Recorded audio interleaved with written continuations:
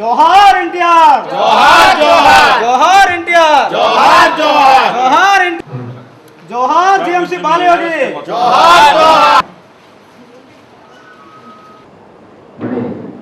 జిల్లా తెలుగు మహిళా కార్యదర్శి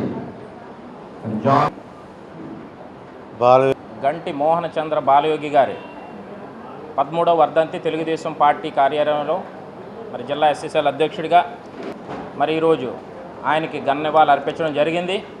మరి బాలయోగి గారు మరి దళితుల్ని ప్రధానమంత్రిని చేస్తానని చెప్పి మొరార్జీ దేశాయ్ అనే ఆ పార్టీ అధ్యక్షుడు మాట్లాడితే మరి అందులో ఉన్నటువంటి ఒక వ్యక్తి చాంద్ అన్న వ్యక్తి అన్నాడు, I'll not allow a Chamar to become a prime minister అన్నాడు. అంటే ఒక దళితుడిని ప్రధానమంత్రిని చూడడానికి మేము ఇష్టపోము అని అన్నారు.